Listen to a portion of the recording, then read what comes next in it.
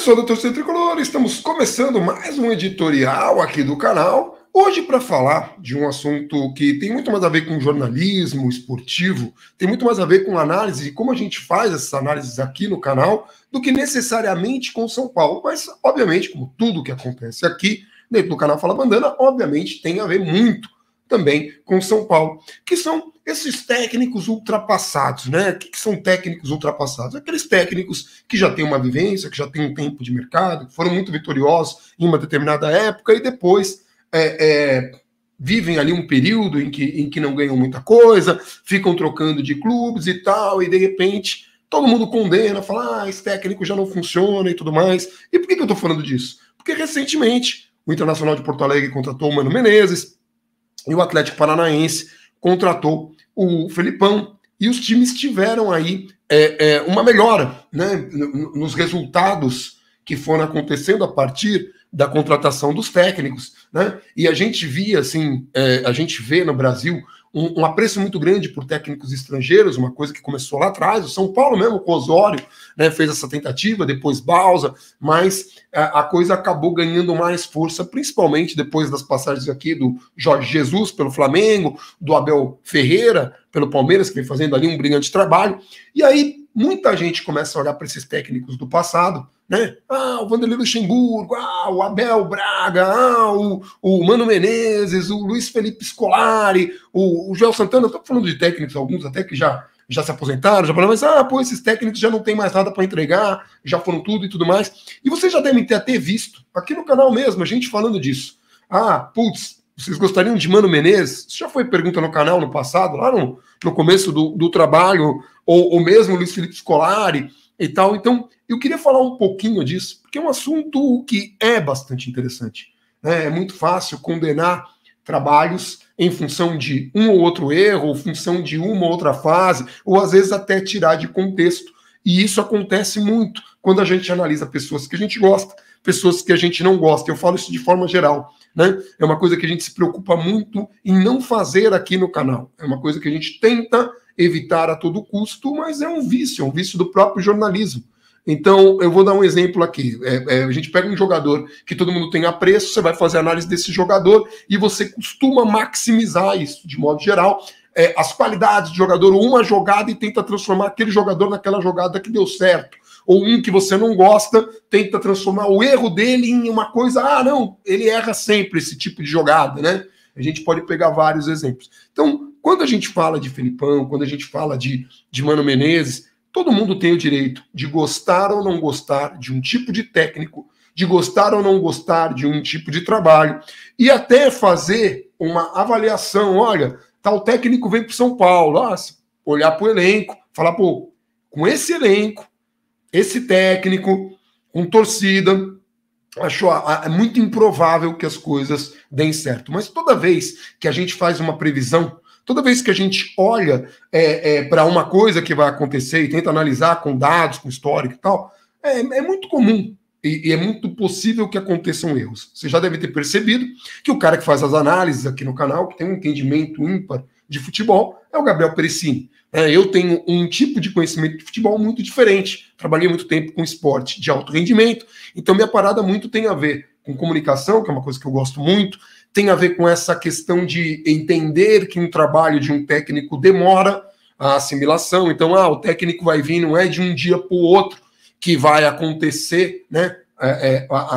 Que o processo seja assimilado ali de trabalho, né? Ou seja, o técnico vai chegar num dia e no outro dia o time já está jogando do jeito X, Y, Z, ou o técnico pode trocar um jeito de jogar do dia para a noite. Eu tenho mais essa brisa de analisar, tem um processo ali, precisa de muito treinamento para isso, precisa de meses, às vezes precisa de um ano de trabalho para que aquele projeto seja assimilado.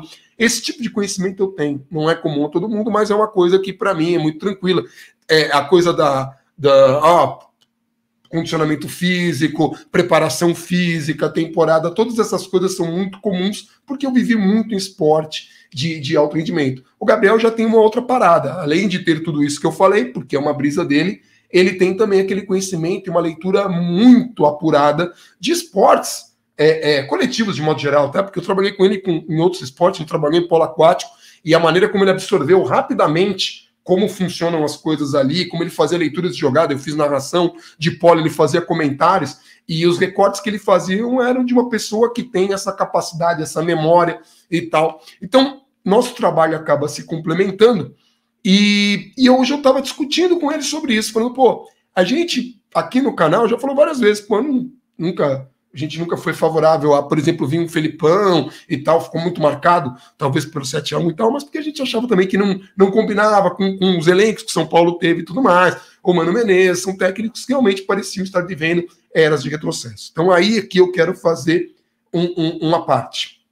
É muito importante quando a gente vai analisar trabalhos, que a gente não pegue só uma fase do técnico e queira potencializar aquilo ao máximo. A gente viu, por exemplo, o Diniz, no nosso entendimento aqui do canal, fez um grande trabalho no São Paulo. E eu canso de falar isso. Não sei se o Diniz é um bom técnico ou se é um técnico ruim. Está fazendo um trabalho legal também no Fluminense. Às vezes, um técnico bom pode fazer trabalhos ruins. Às vezes, um técnico ruim pode fazer um trabalho bom. E o que me interessa mais é analisar trabalhos. A mim, me interessa analisar trabalhos. E a partir desses trabalhos, aí eu posso pegar uma série de trabalhos e falar, olha, esse técnico tem uma capacidade. Eu lembro bem exatamente do Fernando Diniz, quando o São Paulo estava ali procurando um técnico, um dos nomes aventados, numa live que a gente fez quando o Cuca se desligou, lembra, o Cuca pediu para sair, o Cuca não queria mais ficar no São Paulo, porque apesar de ser um técnico renomado, apesar dele ter montado o elenco aqui e colocado uma série de peças, né, escolhido uma série de peças, ele entendeu que ele não conseguia fazer aquele time jogar, ele não conseguiu. Ele pediu para sair. E eu lembro que na passagem dele, o São Paulo teve uma sequência de 5 vitórias que o Gabriel falou, poxa, apesar dessas 5 vitórias, o São Paulo não jogou bem esses 5 jogos. E o que acontece? O que é jogar bem? É quando o técnico tem uma proposta, essa proposta acontece em campo e proporciona ao time alguma vantagem ali em relação aos rivais que mais fracos, né, ou os rivais do mesmo nível, ou num jogo complicado, num jogo contra um rival que tem um elenco melhor, o time tem uma ideia de jogo, tem uma estratégia e que consegue ali batalhar de igual para igual. Mas isso é uma série de processos. Você vai ver o que o técnico pensa, se ele vai jogar, se ele tem uma ideia reativa, se ele espera o adversário, se ele é propositivo, como é que ele vai montar, quais são as linhas de defesa, todas essas coisas a gente vai analisar e ver se o time está entregando dentro dessa ideia e não se ele está conseguindo um resultado circunstancial. O que é um resultado circunstancial? O time não está jogando bem, não entrega, mas acha um gol num escanteio, acha um gol num pombo sem ar, num chute qualquer, assim, aquela pancada lá, e aí o goleiro faz 1 milhão de defesas atrás, aí fala, mas ganhou. Ganhar é legal, a gente quer ganhar, obviamente, mas se você não tem um trabalho por trás, fica muito difícil que isso se sustente.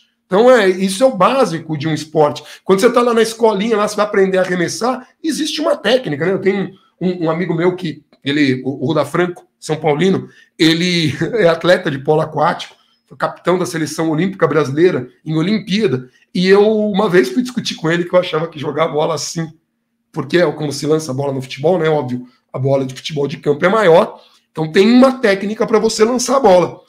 E ele arremessa a bola assim. E a gente teve uma discussão de como é que você conseguiria mais força, mais direção e tal. E ele explicou, não, é assim.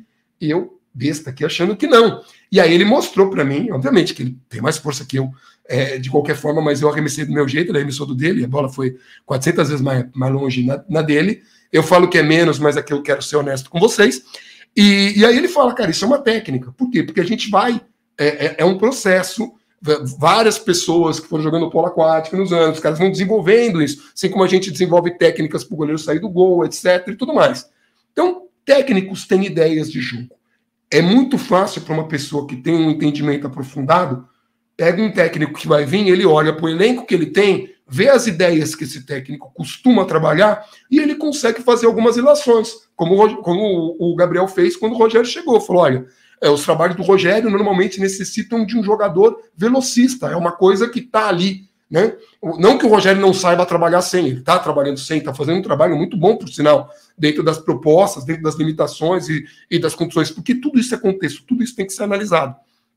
Dá para fazer isso. O que a gente não pode é, quando a gente faz um desses diagnósticos, quando a gente vai tentar prever alguma coisa, e aí a coisa vem e se materializa, por exemplo, não queria que esse técnico viesse, como a gente falou do Diniz. Quando o Gabriel foi provocado numa live, o que você acha do Diniz no lugar do Cuca?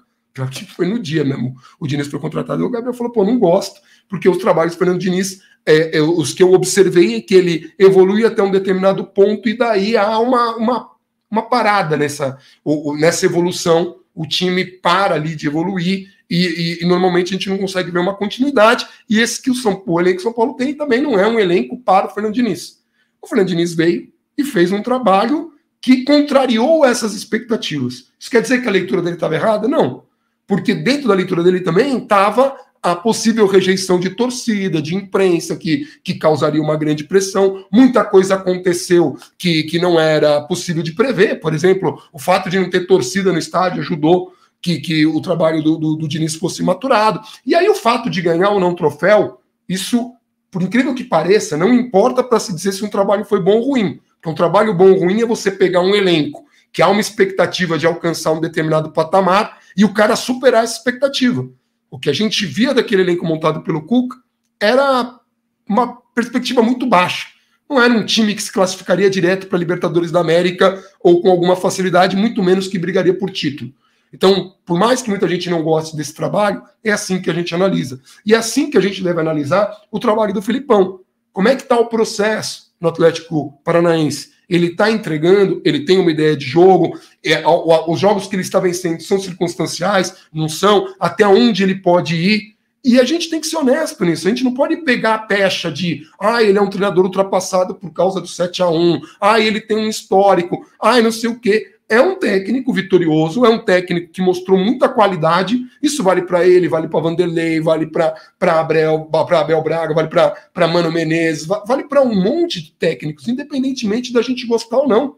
Eu nunca fui um grande fã do Diniz e eu sou conhecido na internet por ser um dos grandes defensores dele, mas eu não sou defensor do Fernando Diniz, sou defensor de um trabalho que ele fez aqui e acho muito interessante o trabalho que ele está desenvolvendo no Fluminense com as peças que ele tem lá, mas eu estou observando muito de longe. Então eu estou falando assim, muito a passar. O trabalho do Felipão é surpreendente. Quando o Mano Menezes foi para o Inter, a gente até comentou aqui, o que o Inter está querendo?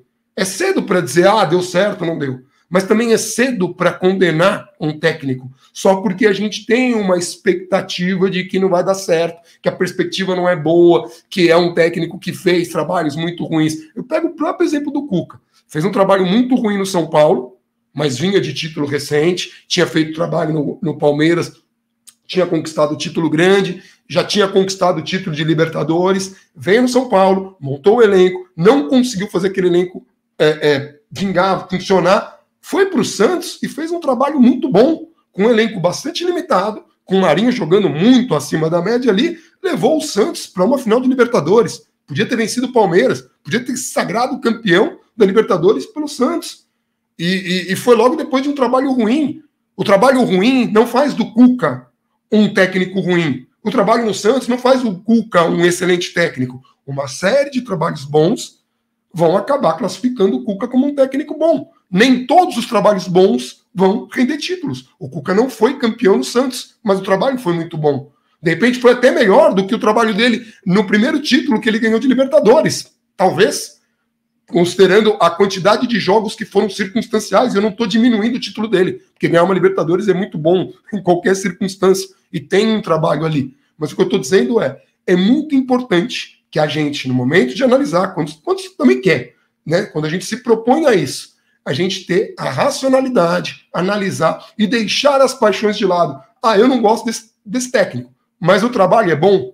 Eu não posso pegar, por exemplo, não vou analisar o Rigoni pelos primeiros 3 meses. Eu tenho que analisar pelo tempo todo.